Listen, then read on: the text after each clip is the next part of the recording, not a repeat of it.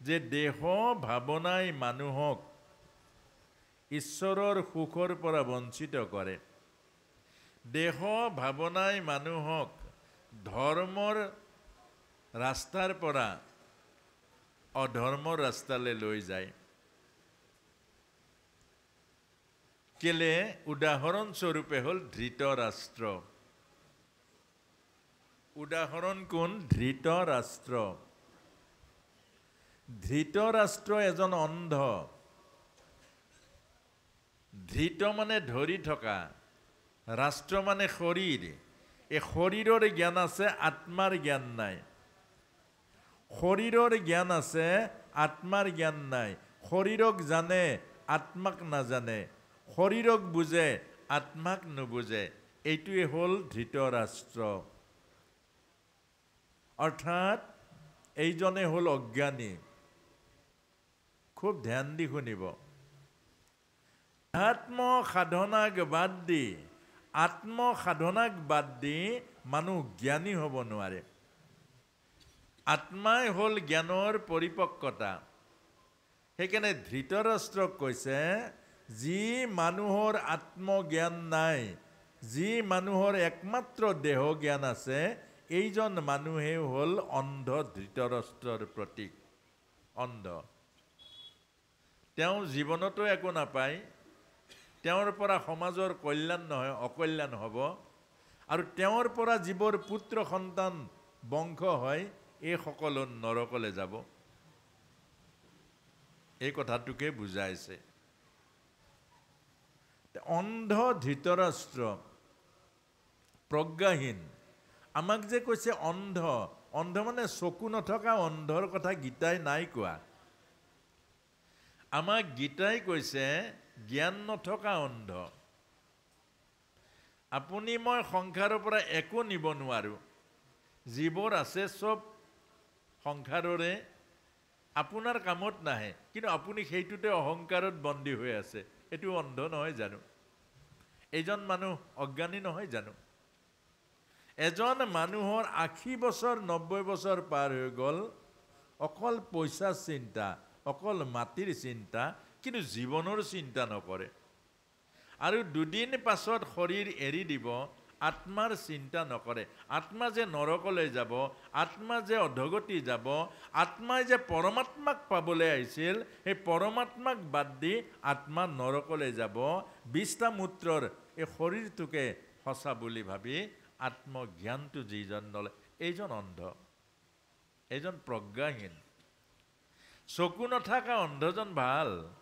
আপোনালোকে দেখিছে, এতিয়া সক্ষম বুলি কৈছে। আমিহে খুন্দা মাৰোঁ, তেওঁলোকে খুন্দা নামাৰে। এজন চকু নথকা মানুহে খুন্দা নামাৰে, চকু থকাই খুন্দা মাৰে। এজন অন্ধই টৰ্চ এটা জ্বলাই গৈ আছিলে।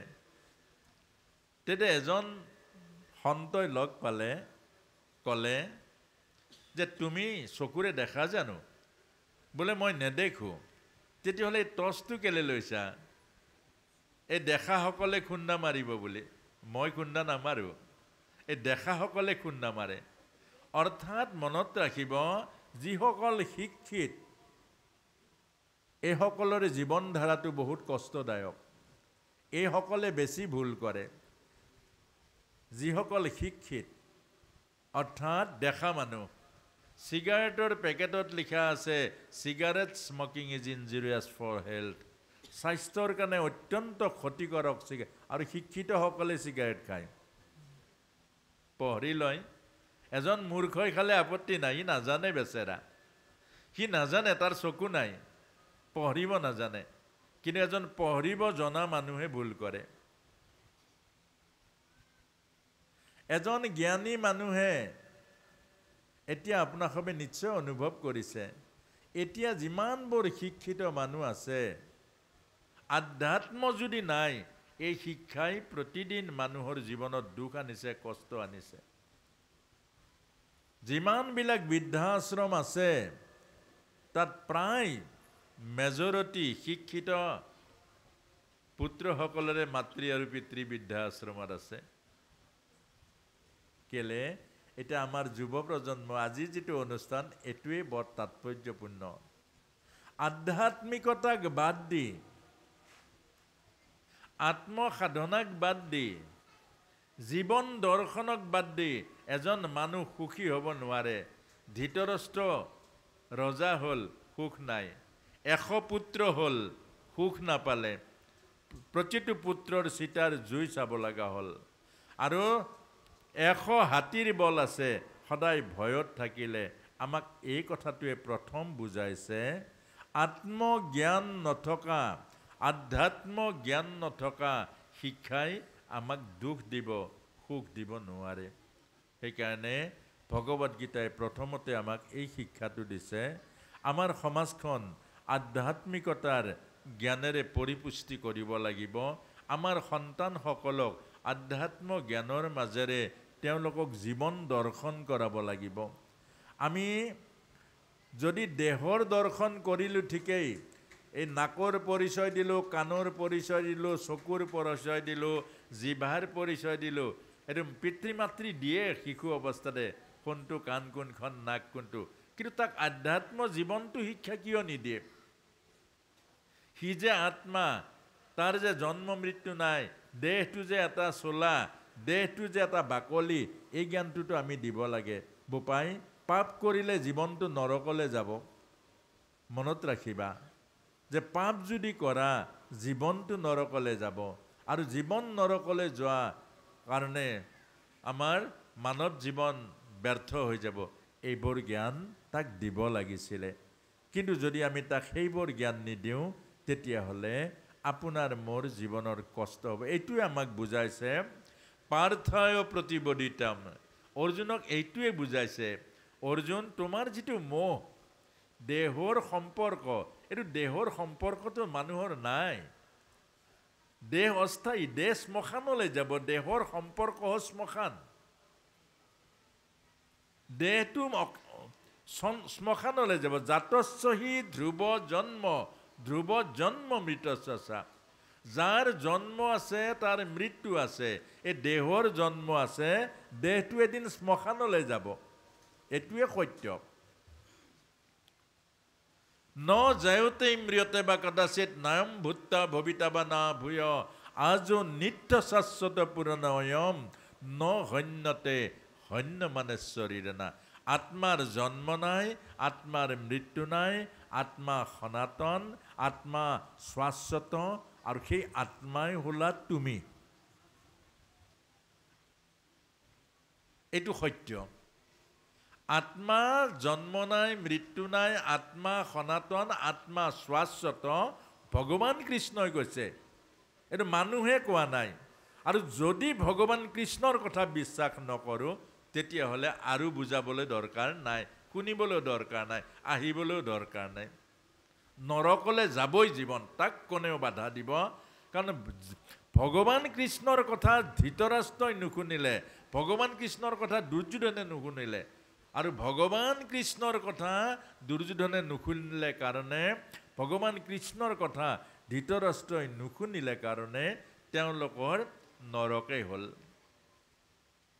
আৰু সৰগ নাপালে গতিকে আমাক বুজাইছে ভগৱান কৃষ্ণই কৈছে আমি সত্য কি আমি সত্য আত্মা আমি দেহ নহয় ভগৱত গীতাই কৈছে বাসাংসি জিৰিনানি যথা বিহায় নবানি গৃহণাতি নৰপহাৰানি তথা শৰীৰানি নান্যানি সংযতানি নবানি দেহি এই শৰীৰটো এটা চোলা এই শৰীৰটো মাত্ৰ এটা চোলা এই পানী কেঁচুৱা শৰীৰটো কলৈ গ'ল আপুনি মই যে কেঁচুৱা আছিলো চোলাটো কলৈ গ'ল এই চোলাটো হেৰাই গ'ল তাৰ পাছতে আমি শৈশৱৰ চোলা এটা পালো এটো কলৈ গ'ল আপুনি মই ক'ব নোৱাৰাকৈ শৈশৱৰ চোলাটো এদিন হেৰাই গ'ল আৰু নাপায় সেইটো আপুনি যে কেঁচুৱাৰ চোলাটো আৰু ঘূৰাই আনিব পাৰিব জানো নোৱাৰে শৈশৱৰ চোলাটো পাৰিব জানো নোৱাৰে এদিন যৌৱনৰ চোলাটো সেইটো নোৱাৰে ঘূৰাই আনিব এটো এদিন লয় হৈ যাব আৰু এদিন এই বৃদ্ধ চোলাটো এদিন ই হেৰাই যাব ই মাত্ৰ এমুঠি চাই থাকিব সেইটো শিৱই আমাক মনত পেলাই দিছে শিৱৰ গাত যে ভস্ম ধূলি, অৰ্থাৎ আপোনাক মোক প্ৰতিদিন সেই কথাটোৱে সোঁৱৰাই দিছে, মনত ৰাখিবা হে মানুহ, এই শৰীৰটো এমুঠি ছাই, জ্বলাই দিলে এমুঠি ছাই হ'ব। এই শৰীৰৰ মোহত, শৰীৰৰ মায়াত, শৰীৰৰ অহংকাৰত, শৰীৰৰ অভিমানত, শৰীৰৰ সম্পৰ্কত তুমি বন্দী নহ'বা। তোমাক মহৎ উদ্দেশ্যৰে প্ৰভুৱে পঠিয়াইছে, তুমি আত্মা, তোমাক পৰমাত্মাই পঠিয়াইছে, আৰু তুমি ঈশ্বৰৰ সেৱা কৰা, ঈশ্বৰৰ এই সৃষ্টিৰ তোমাক যি দায়িত্ব দিছে, সুন্দৰকৈ দায়িত্ব পালন কৰা, ঈশ্বৰৰ প্ৰিয় পাত্ৰ হোৱা, আৰু সেই ঈশ্বৰৰ মৰমৰ পাত্ৰ হোৱা। এদিন তোমাক যেতিয়া কাম সম্পূৰ্ণ হ'ব, ঈশ্বৰে পিঠিত থপৰিয়াব, ঠিক মোৰ প্ৰিয় অমৃতস্য পুত্ৰ, মই যি উদ্দেশ্যলৈ তোক পঠিয়াইছিলোঁ তই ঠিক কৰিলি, ইয়াৰ পাছত তোক আৰু ওপৰৰ দায়িত্ব দিম, তোক মই বিশ্বাস কৰিম, তই সুন্দৰৰূপে মোৰ কামটো কৰিলি। এই ঈশ্বৰৰ মৰমৰ পাত্ৰ। পত্নীৰ মৰম কেইদিন থাকিব? যেতিয়ালৈকে যৌৱন থাকিব তেতিয়ালৈকে পত্নীৰ মৰম থাকিব। পুত্ৰৰ মৰম কেতিয়ালৈকে থাকিব? যেতিয়া আপুনি তাক দি থাকিব, সা সুবিধা যেতিয়াই যি খোজে দি থাকিব, তেতিয়ালৈকে পুত্ৰৰ মৰম থাকিব। আৰু যিদিনা দিব নোৱাৰিব উভতি ধৰিব, জন্ম কিয় দিছিলি, দিব নোৱাৰ যদি। আৰু কেতিয়ালৈ থাকিব আপোনাৰ বুকুৰ মাজত? যেতিয়ালৈকে সি ভাৰ্যা গ্ৰহণ নকৰে। আৰু যিদিনা ভাৰ্যা গ্ৰহণ কৰিব, সেইদিনা ভাৰ্যাৰ হৈ যাব। আপুনি মাতিলেও নোৱাৰোঁ, মই ওই ল'ৰা ছোৱালী স্কুললৈ নিব লাগে। আপুনি 80-90 বছৰ বয়সৰ বিচনাত পৰি থাকিব নিজৰ এটা ৰুমত, আপোনাৰ পুত্ৰই আহি তেওঁৰ শোৱা ৰুমত সোমাব, ভাৰ্যাৰ লগত থাকিব, পুত্ৰৰ লগত থাকিব, আপোনাৰ ওচৰলৈ এবাৰো যাবলৈ সময় নহ'ব। এই কথাটো ভাবক, এই কথাটো বুজক, এই কথাটোৱে বুজক। জীৱনক নাপাহৰিব, জীৱন সত্য, জীৱনৰ সেৱাবোৰ ঈশ্বৰৰ সেৱা। আমি চৰাই এটাইও যেতিয়া নিজৰ পোৱালিটো উৰিব পৰা হয়, যেতিয়া খাব পৰা হয়, তাক এৰি থয়ে, এৰি দিয়ে। আমি মানুহ কিমান অজ্ঞানতাৰ মাজত আছোঁ যে মোৰ ল'ৰা, মোৰ ল'ৰা, মোৰ ল'ৰা, মোৰ ল'ৰা, ঈশ্বৰ যে মোৰ, সেই কথাটো আমি পাহৰি যাওঁ। মোৰ ল'ৰা, মোৰ ঘৰ, মোৰ ছোৱালী, মোৰ ল'ৰাই কি খাব? 4-5টা চাকৰি আছে, ল'ৰাই কলেজৰ প্ৰফেচাৰ কৈছে, তাৰ পাছতো চিন্তা কৰিছে মোৰ ল'ৰাটো ভৱিষ্যত কি হ'ব। এইবোৰ শুনাৰ লগে লগে পুতৌ জন্মে, পুতৌ। আৰু ভগৱানে কৈছে কিমান অবিদ্যাত বন্দী হৈ আছে, কিমান দেহৰ আসক্তি। এবাৰ যদি ঈশ্বৰৰ প্ৰতি সেই আসক্ত হ'লহেঁতেন, যিজনে মাতৃৰ গৰ্ভত জন্ম দিলে, সেই জন্মতে মাতৃৰ গৰ্ভত ৰক্ষা কৰিলে, যিজনে মাতৃৰ গৰ্ভত থাকোঁতে সৰ্বস্ব দিলে, আমাক আৰু বাকী কি থাকিলে? কিডনী দিলে, মগজু দিলে, বিবেক দিলে, বুদ্ধি দিলে, চকু দিলে, চকুৰ জ্যোতি দিলে, হৃদয়ত প্ৰেম দিলে, হৃদয়ত অসংখ্য ভাল পোৱা দিলে। যিজন ভগৱানে আমাক মাতৃৰ গৰ্ভত থাকোঁতে মাৰ স্তনত দুগ্ধ দিলে, জন্ম হৈ খাবৰ কাৰণে, এইজন ভগৱানক এবাৰো মনত পেলাবলৈ সময় নাই। এইজন ভগৱানক এবাৰো চিন্তা কৰিবলৈ সময়ৰ অভাৱ। এইটোৱে বুজাইছে অৰ্জুনৰ মাজেৰে, অৰ্জুন, এই দেহ সত্য নহয়, এই দেহৰ যি ৰিলেশ্যন, এই দেহৰ যি সম্পৰ্ক, এইবোৰ সম্পৰ্ক স্বাৰ্থৰ সম্পৰ্ক, এইবোৰ সম্পৰ্ক হ'ল ক্ষণস্থায়ী। দিব নোৱাৰাৰ লগে লগে বন্ধু বন্ধু হৈ নাথাকিব। যেতিয়া আপোনাৰ সকলো আছে, বন্ধুৰ সীমা সংখ্যা নাই। যিদিনা আপোনাৰ হাতত অৰ্থ নাথাকিব, বন্ধু বিচাৰিও নাপাব।